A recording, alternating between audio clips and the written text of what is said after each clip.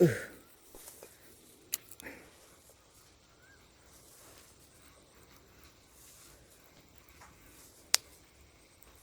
ំហ៎អត់ចូលដល់កងបងអូនអើយខំតលាក់អីតលាក់ចុងទីនេះត្រីខំចុះ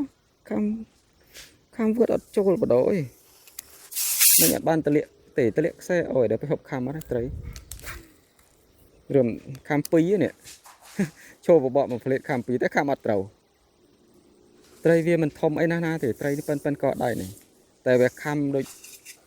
វានៅរៀងខ្លាចនៅឡើយទេបងត្រីរៀងខ្លាចនុយត្រីនេះធ្លាប់ប៉ះនុយគេ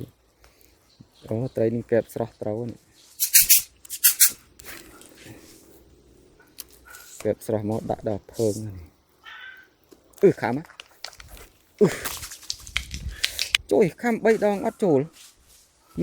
ខំ3 ដងខំ2 3 ដងនៅវត្តអត់ចូលបងអើយវាយ៉ាងណាវ៉ាត្រីនេះវាដេញវាដេញចាប់គោត្រីបង3 ដងមកឡលេងខំឲ្យវាផ្អើលបាទវាខំ2 ដងហើយវត្តអត់ចូលដេញទៀតណាជួយមានត្រីដេញអូមិនឃើញដេញទឹកលង្កូនដកក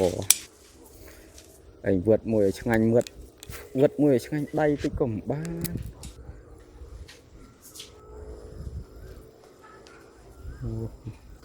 ខំអត់ខំមួយទៀត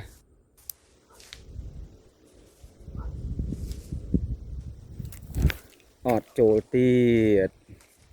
មិញខ្ញុំវត្តប្រុសនេះចេះតែវត្តប្រុសនេះជួយ 3 ដងណាខំ3 ដងណាធំគ្រឿនទៅត្រីនេះគប់បុបទៅណា3 ដងហើយអត់ចូលទេ3 ដងហើយអត់ចូលទេហើយស្អែកយកនេះស្រស់មកធ្វើស៊ីវាតិចស្អែកជួបនេះស្រស់ហើយស្អែកឲ្យតែប្រកែខំឲ្យខំមិនអោយត្រូវនេះ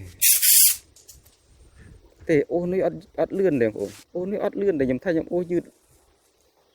មកល្មមត្រីថាត្រីខំទៅមកល្មមមកថាត្រីខំខំទៀតអត់ចូលទៀតមែនជួយទេខ្មោចលងដឹងវ៉ាខ្មោចលងអញដឹងខំមកខ្សែខំ2 ខ្សែខំអញអើយអញមកខ្សែខំ2 ខ្សែខំតែវត្តអត់ចូលអូអញមកតែឯងអញផងក៏ដល់ព្រៃស្ងាត់ខ្មោចលងអញ3 សាខំ3 សាចូល4 សាណាមកខ្សែខំខ្មោចលងបងប្អូនខ្ញុំហើយខំធំមាត់ធំត្រីបុបដល់ខ្ទង់น่าจะកន្លះគីឡូអីនេះត្រីនេះតែខំអត់ចូលបដ ơi ចង់ញើដៃបាត់អានេះខំរៀងចិត្តផងចង់ញើដៃបាត់ហើយជួយខ្មោចលងដឹងហ៎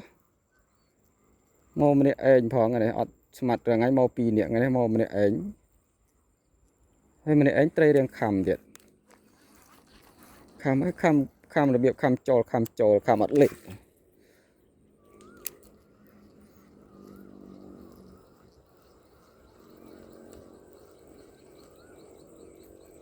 ស្ងាត់បាត់ខំ3 4 ដងស្ងាត់បាត់មិនខ្មោចលងទេចាត្រីចេះហើយត្រីបិលបាត់ទៅហើយបងប្អូនអើយណាបងប្អូនអរគុណច្រើនជម្រាបលា